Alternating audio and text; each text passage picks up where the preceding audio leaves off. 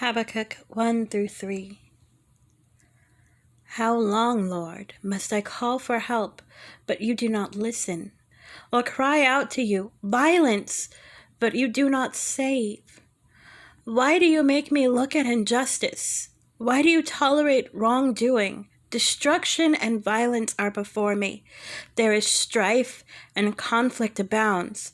Therefore, the law is paralyzed, and justice never prevails. The wicked hem in the righteous, so that justice is perverted. Look at the nations, and watch and be utterly amazed. For I am going to do something in your days that you would not believe, even if you were told.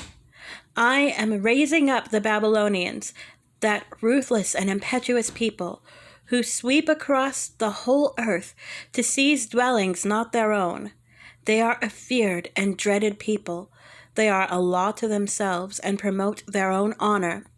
Their horses are swifter than leopards, fiercer than wolves at dusk. Their cavalry gallops headlong. Their horsemen come from afar. They fly like an eagle swooping to devour. They all come intent on violence. Their hordes advance like a desert wind and gather prisoners like sand. They mock kings and scoff at rulers. They laugh at all fortified cities. By building earthen ramps, they capture them. Then they sweep past like the wind and go on. Guilty people whose own strength is their God. Lord, are you not from everlasting? My God, my Holy One, you will never die. You, Lord, have appointed them to execute judgment. You, my rock, have ordained them to punish. Your eyes are too pure to look on evil. You cannot tolerate wrongdoing. Why then do you tolerate the treacherous? Why are you silent while the wicked swallow up those more righteous than themselves? You have made people like fish in the sea, like the sea creatures that have no ruler. The wicked foe pulls all of them up with hooks. He catches them in his net. He gathers them up in his dragnet. And so he rejoices and is glad. Therefore he sacrifices to his net and burns incense to his dragnet. For by his net he lives in luxury and enjoys the choicest food. Is he to keep on emptying his net, destroying nations without mercy? Chapter 2. I will stand at my watch and station myself on the ramparts. I will look to see what he will say to me, and what answer I am to give to this complaint. Then the Lord replied, write down the revelation and make it plain on tablets, so that a herald may run with it. For the revelation awaits an appointed time. It speaks of the end and will not prove false. Though it linger, wait for it. It will certainly come and will not delay. See, the enemy is puffed up. His desires are not upright, but the righteous person will live by his faithfulness. Indeed, wine betrays him. He is arrogant and never at rest, because he is as greedy as the grave, and like death is never satisfied. He gathers to himself all the nations and takes captive all the peoples. Will not all of them taunt him with ridicule and scorn, saying, woe to him who piles up stolen goods and makes himself wealthy by extortion? How long must this go on? Will not your creditors suddenly arise? Will they not wake up and make you tremble? Then you will become their prey. Because you have plundered many nations, the peoples who are left will plunder you. For you have shed human blood, you have destroyed lands and cities and everyone in them. Woe to him who builds his house by unjust gain, setting his nest on high to escape the clutches of ruin. You have plotted the ruin of many peoples, shaming your own house and forfeiting your life. The stones of the wall will cry out, and the beams of the woodwork will echo it. Woe to him who builds a city with bloodshed and establishes a town by injustice. Has not the Lord Almighty determined that the people's labor is only fuel for the fire, that the nations exhaust themselves for nothing? For the earth will be filled with the knowledge of the glory of the Lord as the waters cover the sea. Woe to him who gives drink to his neighbors, pouring it from the wineskin till they are drunk, so that he can gaze on their naked bodies. You will be filled with shame instead of glory.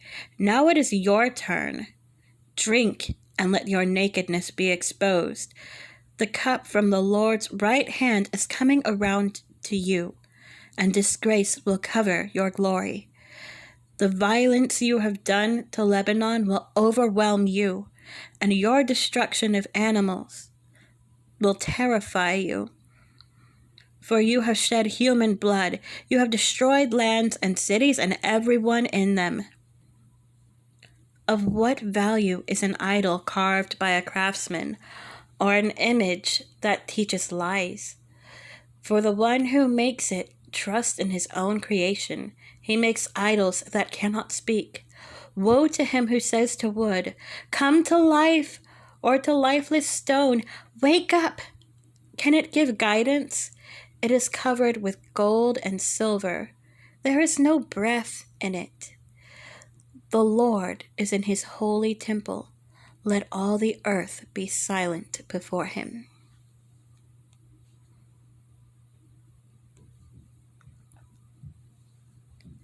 Chapter 3.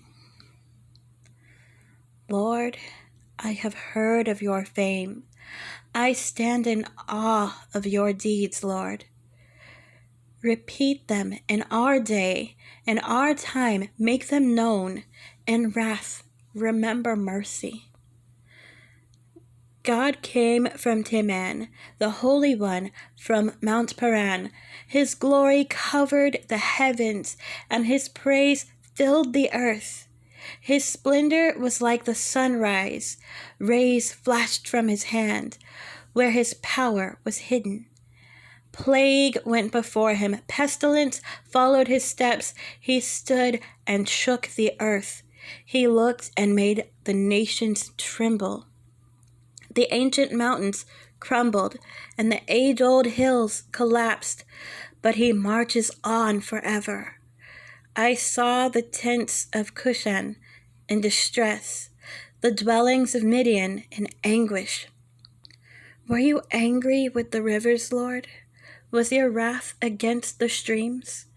Did you rage against the sea when you rode your horses and your chariots to victory? You uncovered your bow. You called for many arrows. You split the earth with rivers. The mountains saw you and writhed. Torrents of water swept by. The deep roared and lifted its waves on high. Sun and moon stood still in the heavens at the glint of your flying arrows, at the lightning of your flashing spear. In wrath you strode through the earth, and in anger you threshed the nations. You came out to deliver your people, to save your anointed one. You crushed the leader of the land of wickedness. You stripped him from head to foot.